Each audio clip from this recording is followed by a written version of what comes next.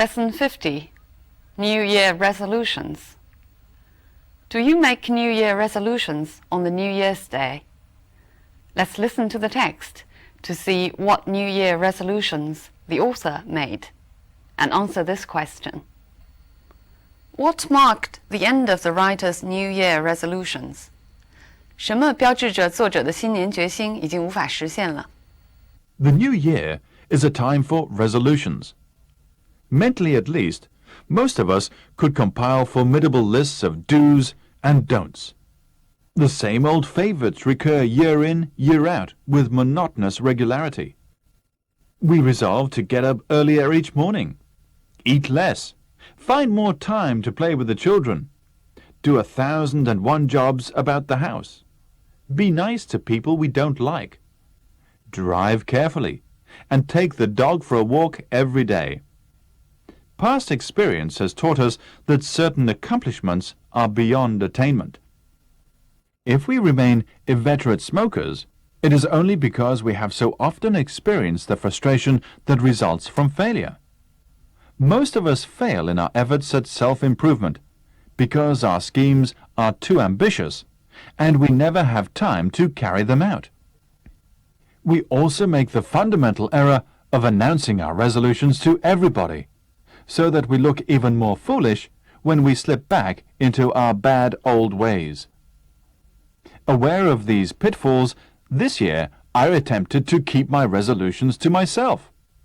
I limited myself to 2 modest ambitions: to do physical exercises every morning and to read more of an evening. An all-night party on New Year's Eve provided me with a good excuse for not carrying out either of these new resolutions on the first day of the year, but on the second I applied myself assiduously to the task. The daily exercises lasted only 11 minutes, and I proposed to do them early in the morning before anyone had got up. The self-discipline required to drag myself out of bed 11 minutes earlier than usual was considerable. Nevertheless, I managed to creep down into the living room for 2 days before anyone found me out. After jumping about on the carpet and twisting the human frame into uncomfortable positions, I sat down at the breakfast table in an exhausted condition. It was this that betrayed me. The next morning, the whole family trooped in to watch the performance. That was really unsettling, but I fended off the taunts and jibes of the family good-humouredly, and soon everybody got used to the idea. However, my enthusiasm waned. The time I spent at exercises gradually diminished. Little by little, the 11 minutes fell to 0. By January the 10th, I was back to where I had started from. I argued that if I spent less time exhausting myself at exercises in the morning, I would keep my mind fresh for reading when I got home from work. Resisting the hypnotizing effect of television, I sat in my room for a few evenings with my eyes glued to a book. One night, however, feeling cold and lonely, I went downstairs and sat in front of the television, pretending to read. That proved to be my undoing, for I soon got back to my old bad habit of dozing off in front of the screen. I still haven't given up my resolution to do more reading. In fact, I have just bought a book entitled How to Read 1,000 Words a Minute. Perhaps it will solve my problem, but I just haven't had time to read it. So what marked the end of the writer's New Year resolutions? Right, when he sat in front of the television pretending to read. So this text is about New Year resolutions, for it is a tradition to make New Year resolutions on the New Year's Day for self-improvement. The author tells us about his resolutions by starting with the understanding that usually resolutions cannot be achieved because they are too ambitious. He thus made 2 modest ones. Even so, he failed again after trying for not too many days. But he still didn't give up completely. He just bought a book on reading, even though he didn't have time to read it yet. Okay, now let's look at some language points. Most of us could compile formidable lists of do's and don'ts. Compile means put together. Give you one more example. These notes were compiled from lectures and seminars. 这些笔记是从各种演讲和讨论中编纂出来的。Formidable lists. Formidable means causing respect or awe for being difficult to deal with. We can use it to describe something. For example, a formidable task or a formidable obstacle. We can also use it to describe a person, a formidable opponent, or a formidable enemy. Lists of do's and don'ts. Do's and don'ts means the things we should do or we shouldn't do. For example, the children's life there consists of don'ts instead of do's. 孩子们在那里的生活是由不要做什么，而不是说要做什么构成的。The same old favorites recur year in and year out. The same old something is an often used structure, means the very familiar something. For example, it's the same old story. The man she's in love with is married. We also very often say the same old excuse. For example, he gave the same old excuse for being late. Traffic jam. Recur year in and year out. Recur means occur again. For example, some of our dreams recur. 我们的一些梦会重现。The anti-war theme recurs throughout his writings, means in all his writings you can find the anti-war theme. 反战的主题在他的写作中反复出现。Year in and year out is a fixed phrase, meaning every year. Similarly, day in and day out means every day. We resolve to get up earlier each morning. Resolve means we determine to do something. For example, she resolved never to speak to him again. You can also use a that clause to express the same thing. She resolved that she would never speak to him again. We remain inveterate smokers. Inveterate means deep-rooted. It's a disapproving word. For example, he is an inveterate liar, means he keeps lying all the time. He is an inveterate talker, meaning somebody who loves talking all the time. She had an inveterate fondness for expensive shoes. She liked expensive shoes all the way through. We have often experienced the frustration that results from failure. Frustration here means the distress that results from failure. For example, he watched in frustration as his team lost again. Watched in distress, 沮丧地观看. But in this example, the frustration of his ambition made him a bitter man. 他的雄心没有能够实现，于是他对凡事都不满。Because our schemes are too ambitious. Scheme here means the plans.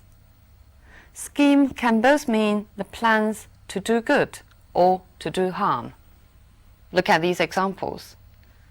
There's a new scheme in our town for recycling plastic bottles. 我们的城市有一个新计划，要再回收塑料瓶。He's got another crazy scheme for getting rich. Scheme here refers to a self-interested plan. We never have time to carry them out. Carry out means to realize such schemes. We often use these objects after carry out. Carry out a plan, carry out a survey, or carry out an order. Or carry out a promise, 实现一个诺言. Look at this example. We only hope that the kidnappers will not carry out their threat to kill the hostage, which means we hope that they will not really kill the hostage as they threatened. The fundamental error. Fundamental means the most basic. We can often say the fundamental problem. Fundamental change means a thorough change or fundamental difference. We slip back into our bad old ways. Slip back into means we pick up our old habits gradually. Look at these examples. It amazed him how easily one could slip into a routine, which means how easily one could gradually form a routine. The economy seemed to slip back into recession, which means seemed to go back gradually into recession. 逐渐的又变成衰退状态. I attempted to keep my resolutions to myself. Keep to myself means to keep them secret, not to share them with other people. For example, keep the news to yourself means don't tell others. She is a very private person, always keeping things to herself, meaning she's not used to sharing things with other people. Too modest ambitions. Modest means not large, either in size or scale or amount or price. For example, house prices rose by a modest amount last year. 去年房价涨了不多的一个数量. There has been a modest improvement in living conditions of the poor, which means the improvement is not big. To read more of an evening. Of an evening means often in the evenings. Similarly, of a weekend means often at weekends. For example, she likes to do shopping of a weekend. I applied myself assiduously to the task. Apply oneself to something means work very hard at something. Notice that apply to means differently from apply oneself to. Apply to means to put something into use. For example, his project is concerned with applying the technology to practical business problems. 他的项目呢，是关于把技术应用到实际的商业操作上.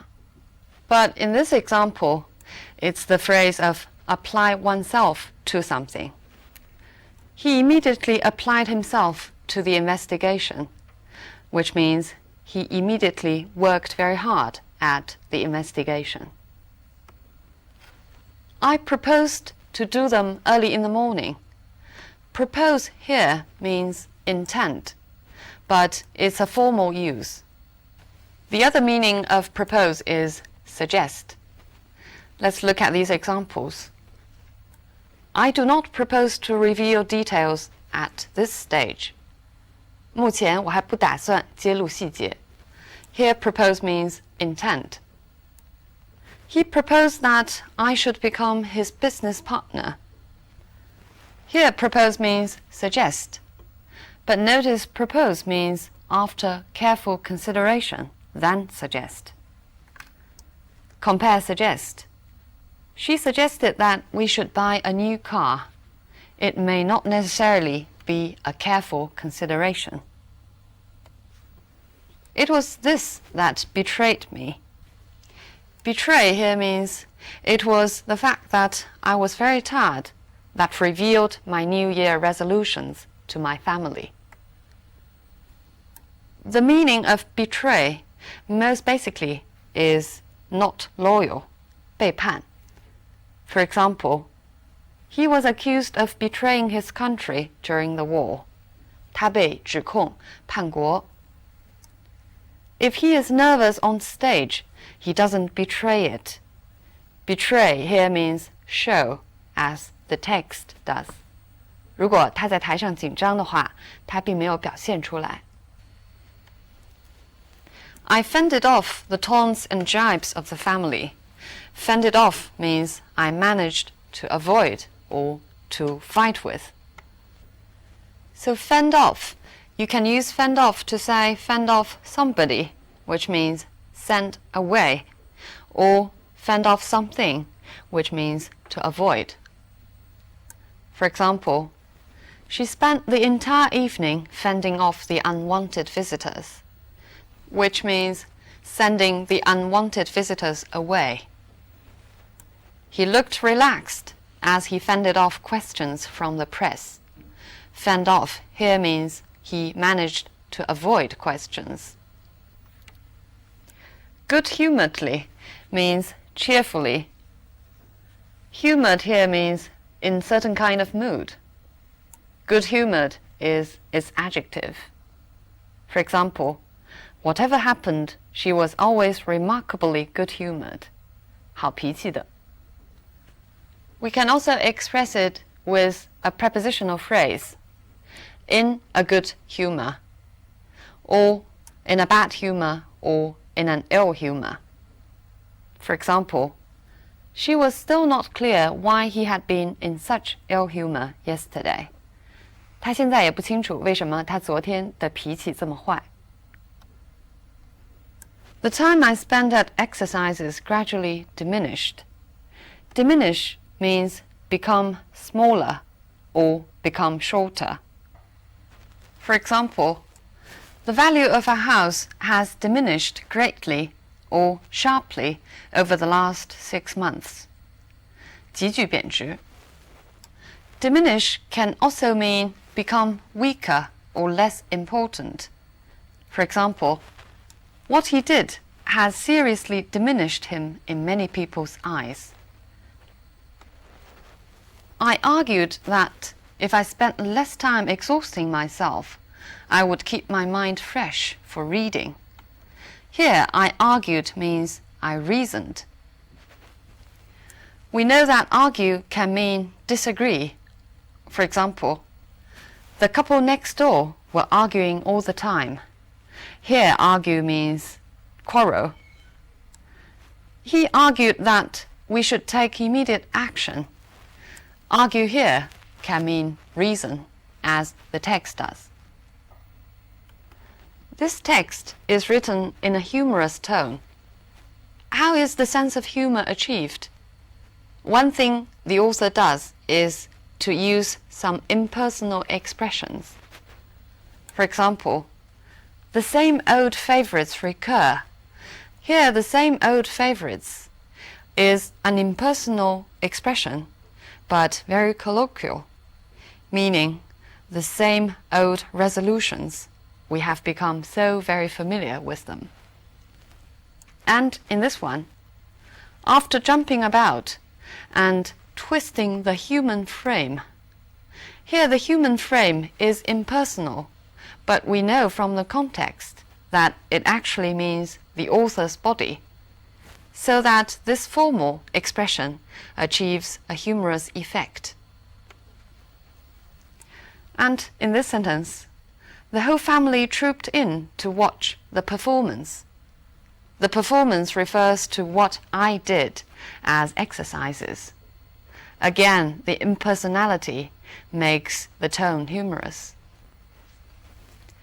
The self-discipline required to drag myself out of bed 11 minutes earlier than usual was considerable. The self-discipline required, it's formal and impersonal, but it's used to describe such a minor thing, meaning actually how very difficult it was for him to get up a little bit earlier than usual. I'm sure the author's experience is not strange to you. We make resolutions ourselves, not only on the New Year's Day, but in our daily lives as well. But all these resolutions are usually very difficult to be realized. So in English, there's a saying, promises are made to be broken. Because our habits are usually too deep-rooted to be changed. We want to get out of the bad habits and get into the good habits. But very often, we only slip back into the old habits. But no matter, when the next New Year comes, we still make these resolutions. Just as the text says, the same old favorites recur every year. At least we can comfort ourselves by saying, we know in what way we should improve ourselves. Okay, so much for this lesson. Bye for now.